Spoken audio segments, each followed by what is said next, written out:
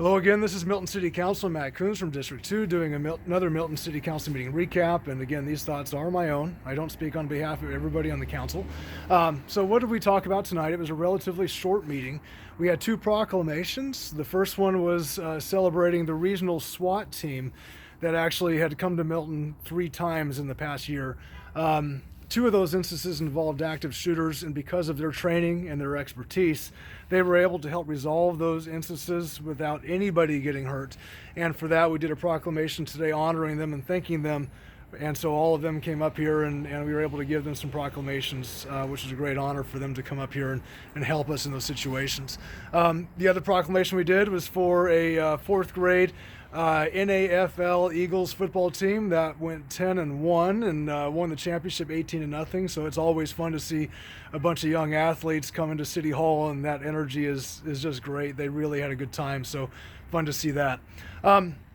So we did have a question with regards to scooters, and we currently don't have any scooters in Milton or electronic bicycles with docking stations, but we did have someone apply to try to put scooters in our city, and with that we decided that we wanted to put a moratorium on that for 6 months so that we can analyze the situation even further and make sure that if anything goes up, that we'll know exactly what we're doing, if at all. So that's something that we as a council looked at today. So we just put a moratorium on it that does expire in 6 months. So coming around, April, May, be ready for that to come before the council again. So another item that we discussed tonight was and one of the council members brought it up, was the final plat for Ebenezer. And I do want to make some comments about that real quick because there were a lot of people that were in favor of that, and let me explain why. First of all, the CSO and conservation design as an alternative to AG1 was written in our 2030 comprehensive plan, and that was voted on in 2011 before I was ever on the council. But when I ran for office, my intent was to support that plan because it was very, very good.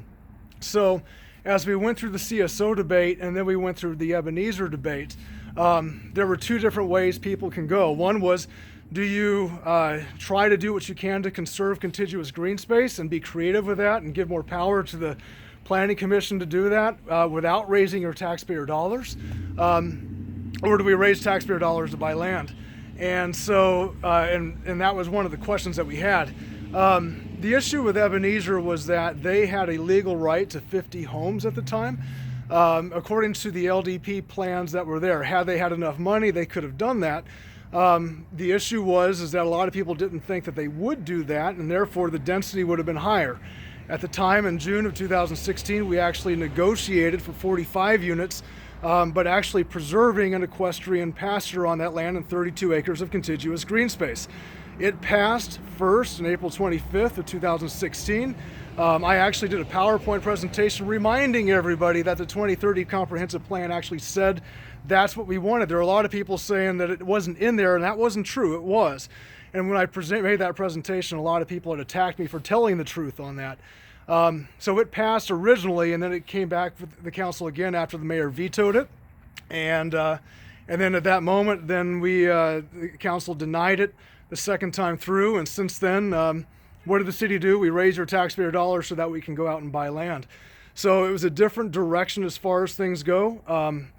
Trying to preserve equestrian pasture like I promised on my election. I did everything I could to do it, but unfortunately it didn't happen. So therefore, the Green Space Bond Initiative came through. I did vote for that because there was nothing else to do, but I did propose the Equestrian Committee to try to help preserve all things equestrian in the city of Milton. So some people want to spike the football on Ebenezer. They can go right ahead. I still believe what I believe, and I think that the contiguous green space that we have can still be done.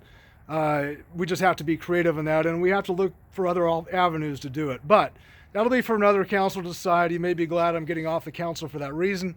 But the reality is that, in my mind, subdivisions continue to take over equestrian land, and unless we're creative to find ways to solve that problem, it's not going to happen. We got a lot of horse farms for sale up in my district right now.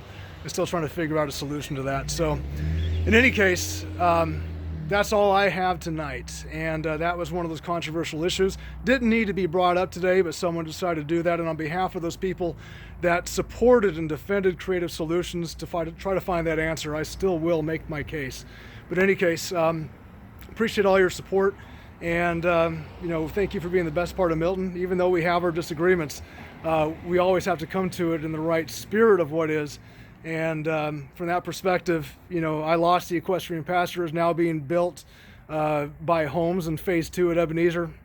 Sometimes you win, sometimes you lose. Anyway, have a good night. And if you can follow me on Twitter at Twitter at MattKunz59 or on Facebook.com/MattKunzGov. And I appreciate your support. Take care.